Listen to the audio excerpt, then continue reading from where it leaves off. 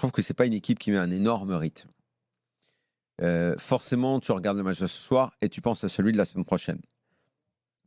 Je n'arrive pas à comprendre. Après, tous les matchs peuvent être différents, une expulsion bien placée, une erreur et tout. Le foot propose tellement de surprises par rapport aux autres sports que les matchs prennent parfois des tournures inattendues.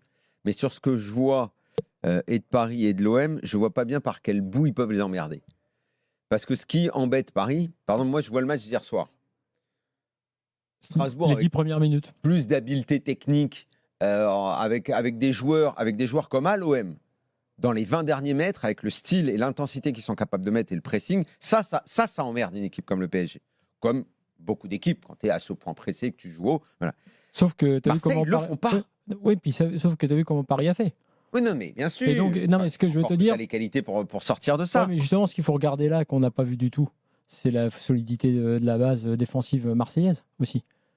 Oui, Comme tu ne peux pas tirer de leçons ce soir de ça. Commençons par voir ce que fait l'OM, l'animation, ce que propose l'OM. Mm. Qu'ils aient des joueurs, des bons joueurs, surtout au milieu, des mecs devant, sur une ou deux touches, capables de faire des différences. Mais l'intensité globale qu'ils mettent dans une rencontre, je trouve que parfois, c'est pas tellement foot moderne, quoi. Alors, je ne dis pas que c'est pas bien, mais pour embêter une équipe comme le PSG, qui techniquement se sort à peu près, peut se sortir de beaucoup de pressing, quand ils vont garder le ballon, ils vont être plus techniques que toutes les équipes de Ligue 1.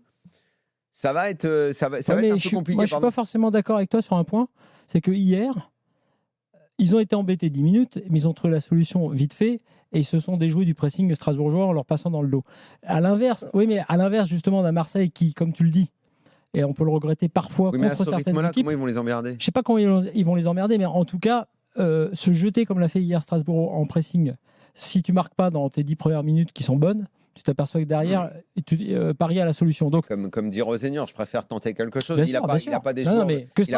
Il n'a pas des joueurs de grande qualité. Que Strasbourg le tente, c'est très bien. Mais là, on est en train de se dire un club qui va jouer contre Paris. Sauf que si le gars qui entraîne Strasbourg, il propose ça et il a devant. Même un mec comme Wai, malgré toutes les critiques qu'on lui adresse depuis le début de la saison, mais des mecs comme Rove, des mecs comme Greenwood. Je pense qu'il marque un but peut-être dans les 10 premières minutes. Et ouais, c'est ça. Mais sauf que l'OM ne joue pas comme ça. Non, mais en jouant au train, et c'est bien là que le recrutement qui fait tant parler de Rabiot à l'OM, Rabiot, il fait pas ça. Il a jamais fait ça.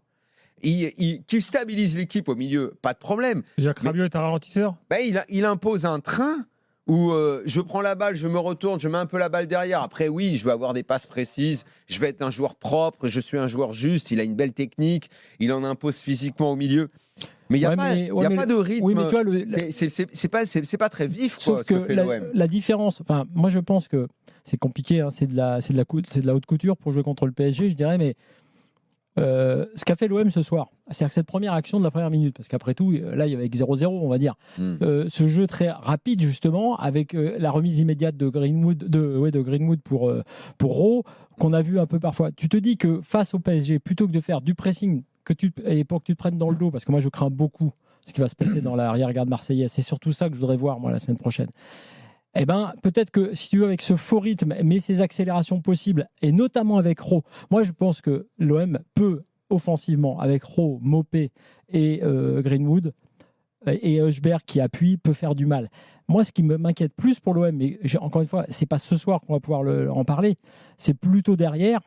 Parce que je ne sais pas quelle est la qualité vraiment des gars qu'on a derrière. Je ne connais pas les Cornelius qui fait encore une faute très tôt dans le match. Ça, c'est un élément supplémentaire. À part Balerdi qu'on connaît bien. Mais bon, charnière... Là tu apportes un élément supplémentaire, effectivement. Ne serait-ce que dans le peu que Montpellier a proposé. Quand Nordin, sur le côté, tout Nordin qu'il est, te met à l'amende Ulysse Garcia, et que si les Montpelliérains ne sont pas les pieds carrés, honnêtement, ils peuvent un peu emmerder dans les premières minutes. Il y a eu des boulevards, il y a eu quand le peu que Savanier, qui a toujours quand même un super pied, a été capable d'orienter un peu à droite, à gauche.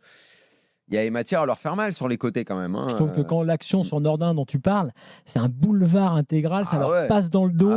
Ensuite, Balerdi vient sauver. Tu peux faire un péno sur cette action-là. Oui, donc c'est plutôt ça qui m'inquiète, plutôt que la possession, le rythme et le faux rythme, entre guillemets, et les accélérations. Allez, dans un instant, on continue le débat. Il faut appuyer à un moment.